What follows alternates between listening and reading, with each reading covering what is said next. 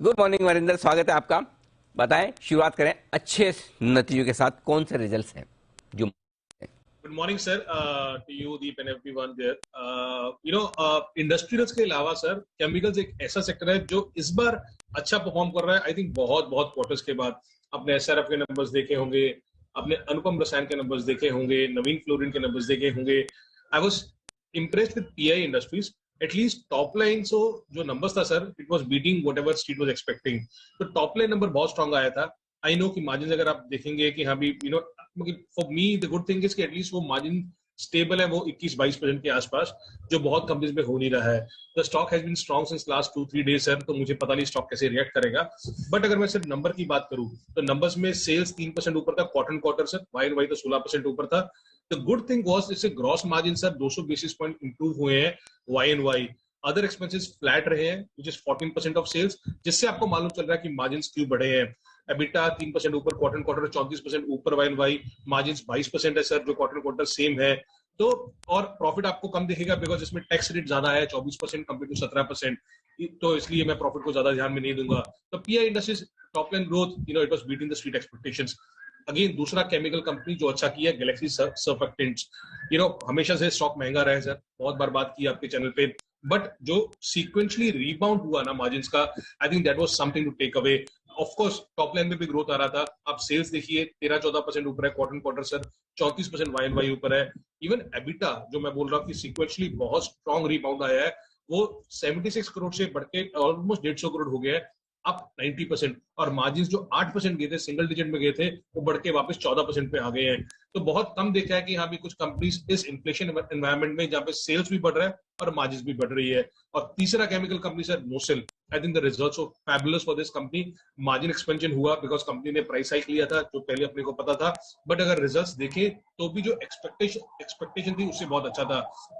इसमें एक रेवेन्यू पर मेट्रिक टन होता है सर, यूनिट होता है, जो अगर देखें तो 20% ऊपर था क्वार्टर क्वार्टर और 44% ऊपर था वाई एंड वाई। तो इसलिए आपको देखेगा कि टॉप डाउन बीट था इस कंपनी का क्लियरली।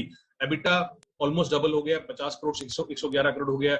मार्जिन सर 13% से 24% क्वार्टर क्वार्टर और 16% से 24%। मतलब कि किसी भी तरीके से देखिए, I think this was the best ever. बहुत अच्छा नंबर जो रिपोर्ट किया था नोसेल ने इस एनवायरमेंट में, और सस्ता स्टॉक है सर।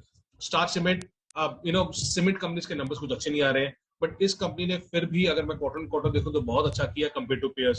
सस्ता स्टॉक है सर, वॉल्यूम्स बढ़ रहे हैं, एबिटा पर टन बढ़ रहा है। एबिटा मार्जिन 12% से 15% हो गया है, 14-15 टाइम पे ट्रेड करता है टीटीएम पे सर। और एक ऑटोमोटिव एक्सेल, दिस इज ओमकारा's recommendation, so as a disclosure, वो important है। I think this was very very solid set of numbers. The company has achieved all time high quarterly performance sir, even if the CV industry is still down 20% below the peaks.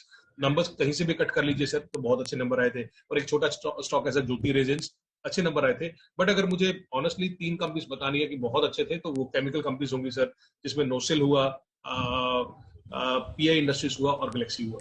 Okay, तो ये है आपके लिए कुछ नतीजे जो अच्छे हैं। वीक रिजल्ट्स कौन से हैं वरिंदर?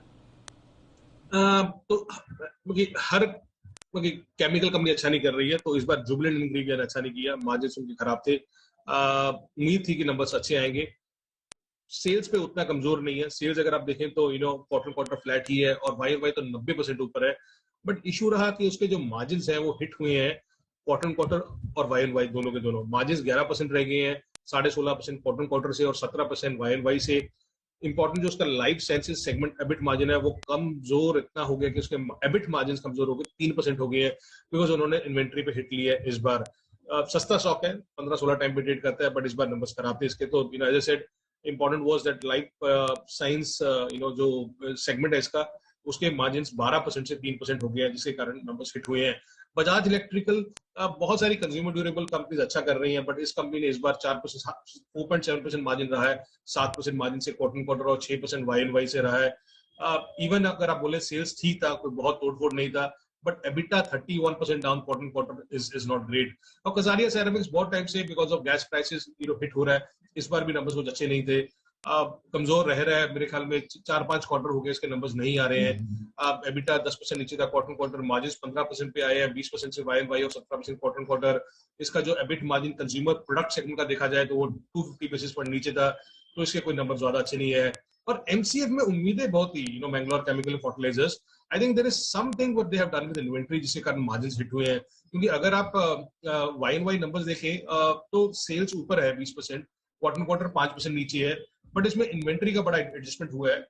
या तो इन्होंने एक साफ सफाई की है इस बार, कोई इवेंट होगा आगे जाके, I don't know, but I think जो एबिटा मार्जिन्स इतना बड़ा डिक्लाइन दिख रहा है उसमें इन्वेंटरी का ज्यादा डैमेज हुआ है।